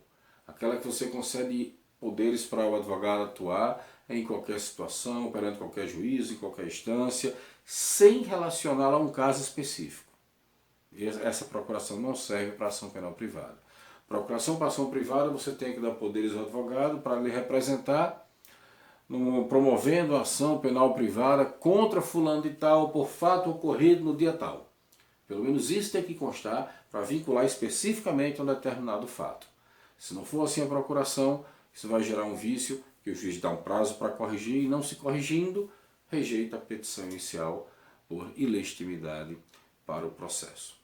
Bom, então nós já vimos aí os motivos de rejeição podem ser a petição inepta, a falta de pressuposto processual ou a falta de condições da ação. E essas condições da ação são a possibilidade jurídica do pedido, o interesse de agir e a legitimidade das partes, seja ela a legitimidade ativa para a causa, seja a legitimidade ativa para o processo. Nós temos ainda como motivo para a rejeição a falta de justa causa para o exercício da ação penal. Bom, o que é a justa causa? A justa causa é considerada como o lastro probatório mínimo que deve acompanhar a petição inicial. A petição tem que estar apoiada numa base de provas mínima. E que base é essa? É a prova da autoria, a prova da materialidade do crime, a prova da existência do crime e indícios de autoria. Observe que não há exigência de uma prova contundente quanto à autoria. Isso virá no curso do processo. Mas quanto à existência do crime, tem que haver uma prova. Não pode haver indícios apenas de existência do crime. Tem que haver uma comprovação. Claro que essa prova pode ser rebatida ao longo do processo. Você pode identificar vícios dessa prova ou trazer prova em sentido contrário. Mas pelo menos à primeira vista tem que haver prova da materialidade, da existência do fato e pelo menos indícios de autoria. Diante disso você tem a justa causa para a ação penal. Então é essa base, esse lastro probatório em que se apoia a petição inicial para poder mostrar que não é uma aventura jurídica sem qualquer sentido. Então é preciso que haja justa causa para a ação penal. Há uma certa celeuma doutrinária nesse ponto, porque autores mais novos, autores mais recentes, têm fugido da posição tradicional, que é essa posição que está aqui na lei. Você observa que a lei não coloca a justa causa como condição da ação. A lei coloca no plano distinto as condições da ação, a falta das condições da ação leva à rejeição, assim como a falta de justa causa leva à rejeição. Então, a rejeição é colocada na lei como um requisito para a petição inicial e a falta da justa causa vai levar à rejeição da denúncia ou da queixa. Então, a justa causa, para a posição mais tradicional e para o texto da lei, a falta de justa causa é o motivo de rejeição e não a justa causa uma condição da ação. Entretanto, autores mais recentes têm colocado a justa causa como sendo uma das condições da ação. E aí é complicado diante do que diz a lei, porque em havendo rejeição por falta de justa causa, o juiz estaria fundamentando no inciso 3 e não no inciso 2, que é falta de condição da ação. Mas é uma pequena divergência doutrinária que existe nesse ponto. Claro que em termos de concurso você tem que procurar verificar se a banca, se o edital indicou bibliografia, porque você vai no que segue aqueles autores, vai seguir, melhor dizendo, o que dizem aqueles autores. Não havendo indicação de bibliografia, você tem aí, caso caia uma questão nesse sentido, uma ampla margem para anular a questão, tendo em vista essa divergência doutrinária existente quanto à classificação da justa causa, se é uma condição da ação ou se a falta dela é que é um motivo apenas de rejeição, sem constituir-se em condição da ação. Bom, com isso nós fechamos aqui a posição tradicional quanto às condições da ação, falamos das condições da ação e da justa causa, ou seja, os motivos para a rejeição da inicial, inépcia, falta de condições de ação, falta de pressuposto de validade do processo e a falta de justa causa. Mas preste atenção no ponto que vem a seguir. Eu comentei já anteriormente que havia divergências quanto a isso. Então vejam só, essa tentativa, né, de muitos autores de tentar aproximar o processo penal do processo civil. Já uma parte da doutrina reclama, critica essa tentativa de se formular uma teoria geral de processo, querendo incluir nisso o processo penal. Não é de hoje essa tentativa de se formular uma teoria geral de processo. Mas, se vocês observarem, o TGP que vocês estudaram, a teoria geral do processo, ela é realmente de processo civil, não tem nada de processo penal. Isso porque é difícil, o processo penal ele tem institutos próprios, tem categorias próprias, princípios próprios, que se tornam muitas vezes incompatíveis com o processo civil, dificultando a formulação de uma teoria geral de processo que englobe o processo civil e o processo penal de uma forma satisfatória. Em razão disso, alguns autores criticam essa posição e apresentam uma classificação distinta. Então, no que diz respeito às condições da ação, vejam só, no que diz respeito às condições da ação, nós temos algumas posições divergentes. Eu trago aqui a de Aury Lopes. Aury Lopes ele traz como condições da ação a prática de um fato aparentemente criminoso, a punibilidade concreta, a legitimidade de parte e a justa causa. Então veja que na visão de Aury Lopes, o que seriam condições da ação realmente adequadas à realidade do processo penal seriam essas quatro. Você vê que duas delas coincidem com a posição tradicional. A posição tradicional é essa que nós vimos, que são condições da ação, possibilidade jurídica do pedido, interesse de agir e legitimidade de parte. E alguns autores colocam justa causa. Aury Lopes ele coloca aqui como condições da ação prática de um fato aparentemente criminoso, ou seja, o fumus commissis delicti, a punibilidade concreta, que significa isso, a ausência de uma causa de extinção da punibilidade, e a legitimidade da parte e a justa causa. Você vê que não há até uma certa semelhança, porque nós vimos que a possibilidade jurídica do pedido está muito ligada à tipicidade, ou seja, o fato ele tem que encontrar uma adequação típica, seria mais ou menos a prática de um fato aparentemente criminoso. A punibilidade concreta estaria dentro daquilo que nós falamos sobre o interesse de agir do ponto de vista da utilidade. Mas você vê que ele diverge no que diz respeito à adequação, à necessidade, que para Aury Lopes isso não se encaixa no processo penal.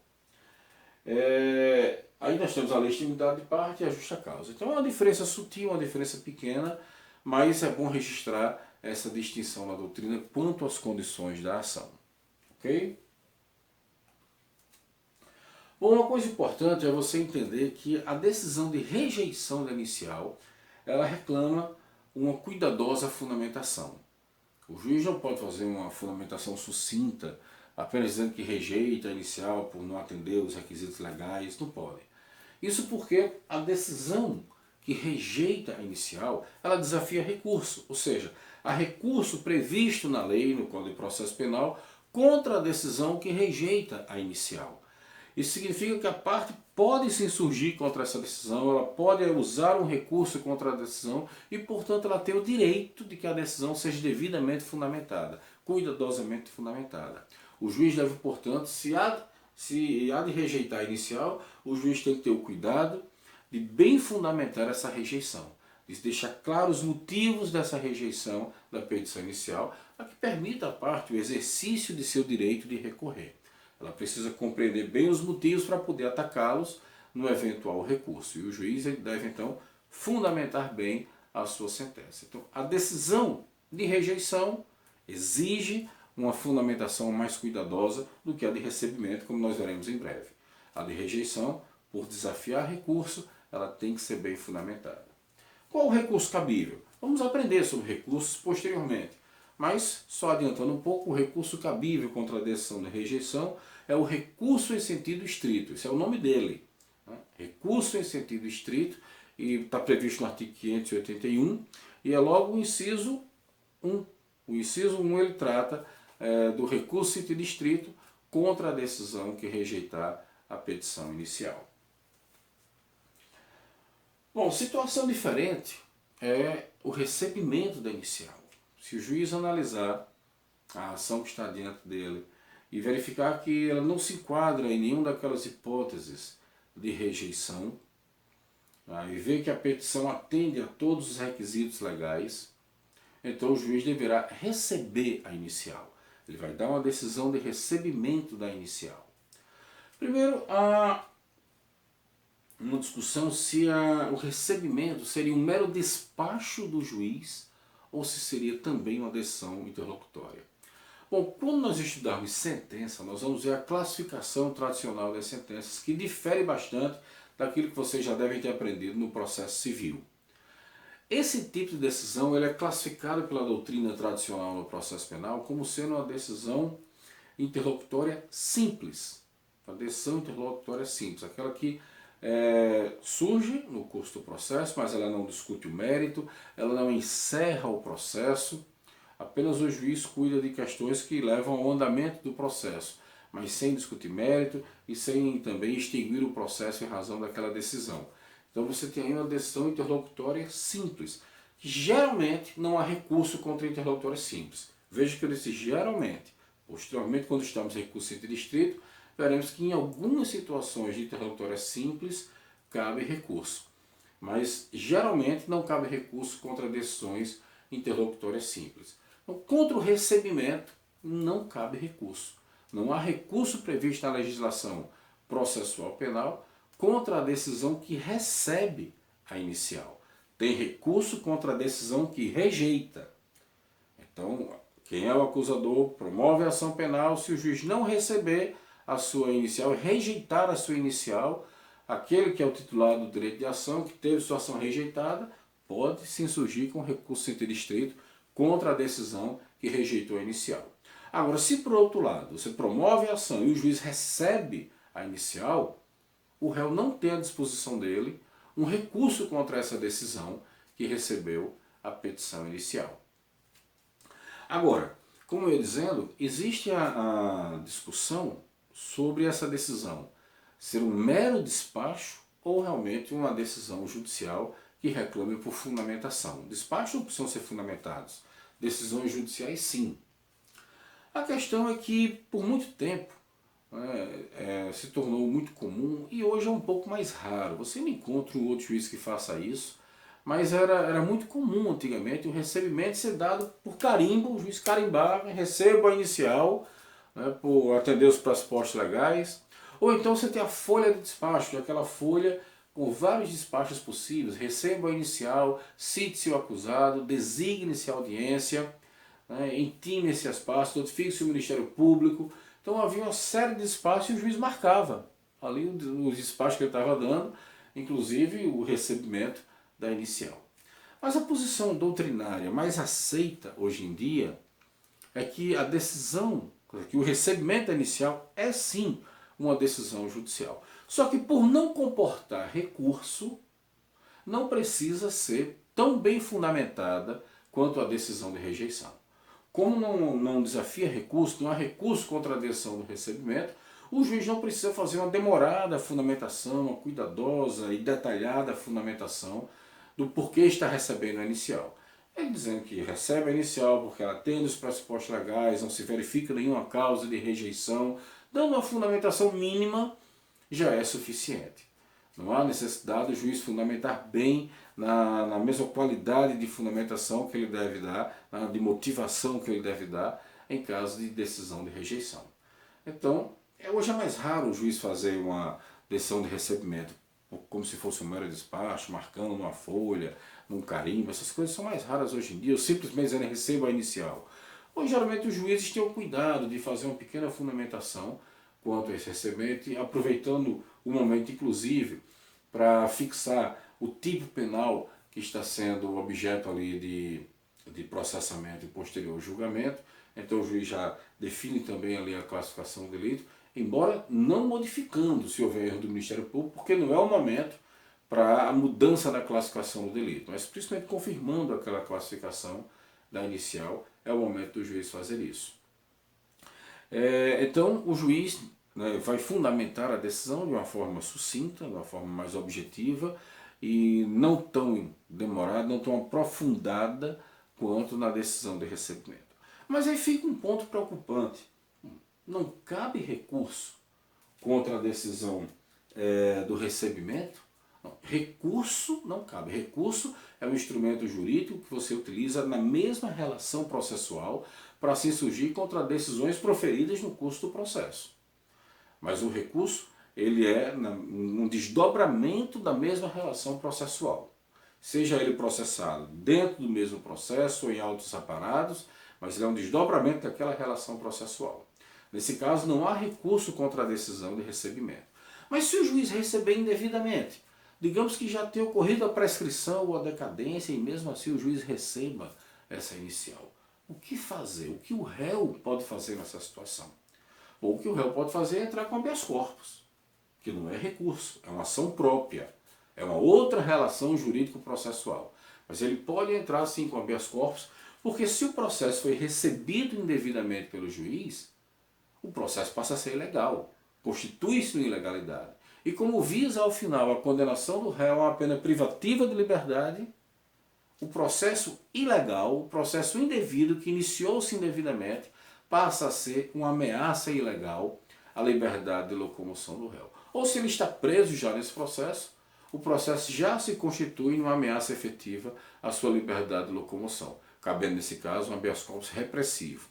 Se ele estiver solto, um habeas corpus preventivo, para que evite dele ser condenado no fim num processo que não devia nunca ter começado, porque na visão do réu, o juiz deveria ter rejeitado a inicial. Então ele vai entrar com habeas corpus, tentando provar que era para a inicial ter sido rejeitada, e mesmo assim o juiz recebeu, e isso se constitui numa ilegalidade que ameaça a sua liberdade de locomoção. Okay? Então, em caso de recebimento indevido, o remédio jurídico é o habeas corpus, já que não há recurso previsto para isso. Por fim, o recebimento é relevante para a prescrição. Se vocês se lembram das aulas de Direito Penal 2, vocês vão ver lá no artigo 117 as causas de interrupção do prazo prescricional, quando o prazo é zerado e começa a contar de novo. E a primeira causa de interrupção é exatamente o recebimento inicial. Veja que a prescrição começa a contar da data do fato, prazo prescricional vem contando da data do fato, e ele se interrompe no recebimento da inicial. Não é na data do oferecimento, não é na data da propositura da ação. O prazo ele é interrompido na data do recebimento. E qual é a data do recebimento? É a data que o juiz coloca na decisão? Não. É a data que o escrivão certifica que colocou nos autos a decisão do juiz de recebimento. Porque o juiz pode, por exemplo, fazer numa sexta-feira e só entregar o escrivão na segunda. E só na segunda o escrivão certificar que foi anexado ao processo, foi juntado ao processo a decisão de recebimento.